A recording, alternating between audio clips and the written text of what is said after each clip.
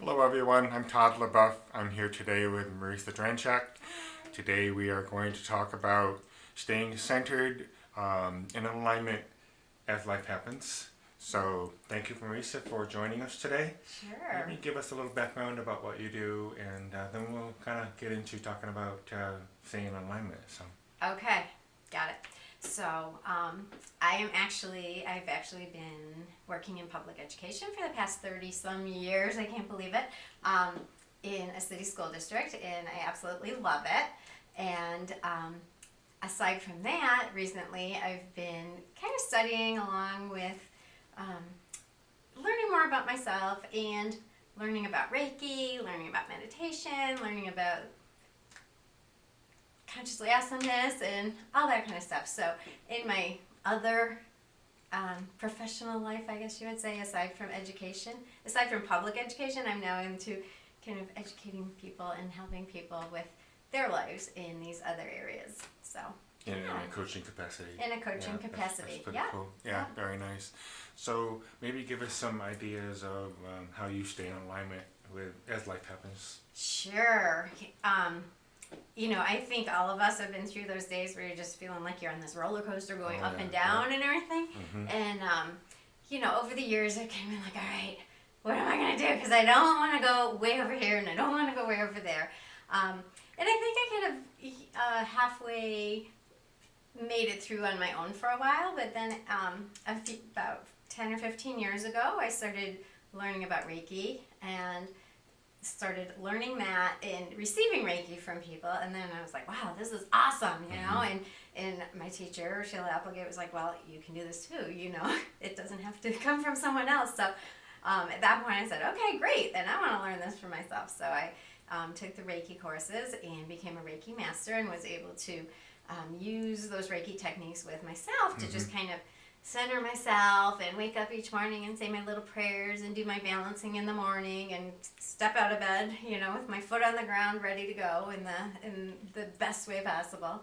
And then after that, I started learning about meditation, which gave the Reiki even more deeper meaning and more influence and impact on my life, I think. So I kind of started sometimes combining the two, sometimes using them separately still, but just really using both of those, the meditation and the conscious meditation technique that I learned, because it all just helped me to reflect on myself more and really get to know myself more and to know, like, okay, what is my true self? Like, who do I want to be? Who do I want to portray to the world? Who am I? And how can I stand in that with, like, conviction and strength and grace and love and just be that person in any situation. So those two things really, really helped me a lot. Yeah. Those were my beginning blocks. Right. I know the same for me with the conscious meditation.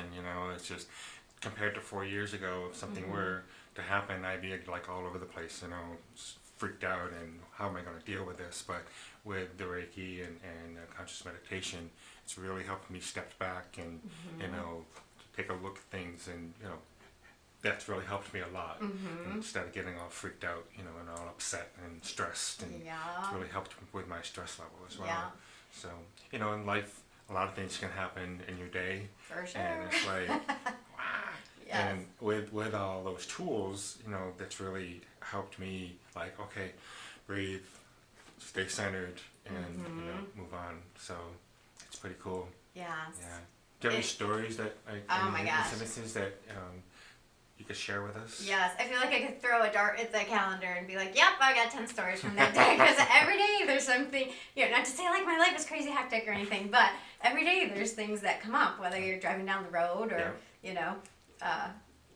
can't find something to wear in the morning, or whatever it is. But, I was thinking just this past week, I told you I'm a teacher, and so this past week was the opening of school, and always a super exciting time. I just can't wait till the kids come back, because I feel like I feed off of their energy just as much as they feed off of mine, and they really do rejuvenate me, even though at the end of the day I can feel like I'm like so drained and everything, but I'm also rejuvenated by them, so it's a really good energy Kind of like a good balance. Yes, energy collaboration Yeah. going on between us. But, you know, there are a lot of things that, like, in our particular school, the things that we were in control of just seemed to open. Our opening was very smooth. The kids came back, teachers, staff, the days went well and everything, you know. But then there are these things that were kind of outside of our control a little that we really needed happening for our teaching to take place and everything. And it was kind of some of those moments this past week that I was like, what are you talking about, you know?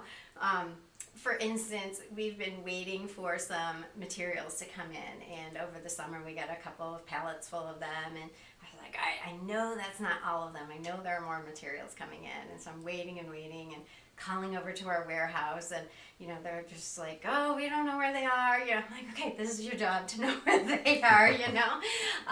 And then they finally came in, but they're confused because the numbers on the boxes don't match the numbers on the PO, and I get it because they have to count their, you know, Cross their T's and cross dot their their T's I's, and yeah. dots their I's and Yeah. everything, and make sure everything matches to make sure we're getting everything we need, you know.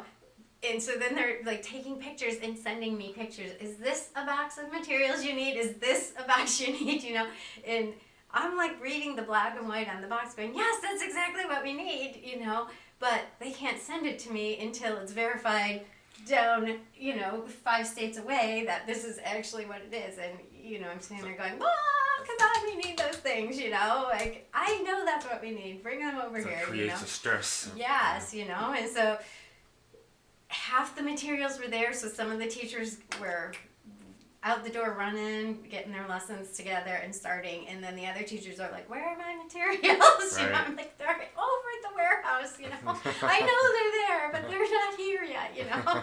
And so, you know, in those moments when I just kind of wanted to be like, that's it, I'm jumping in my car and I'm going over there and getting them myself, you know, I was like, okay, just breathe.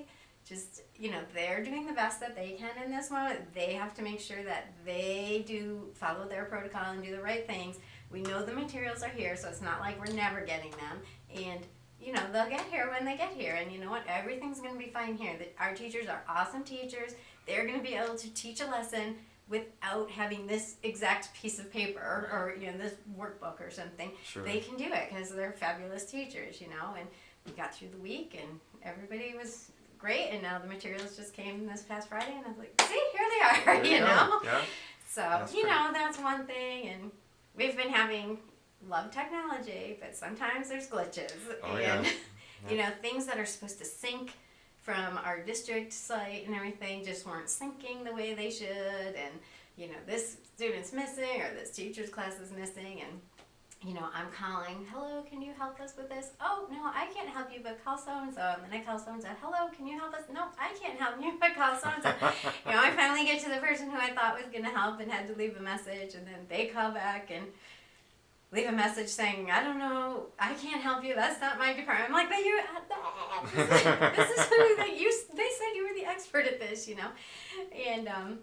And one day I was listening to that message as another colleague walked in the room, and they heard the message also, and they're like, oh my gosh, you know, like I would be freaking out if I were you. And they're like, look at you, you're just sitting there kind of like, well, okay, you know. And I was like, what else can I do?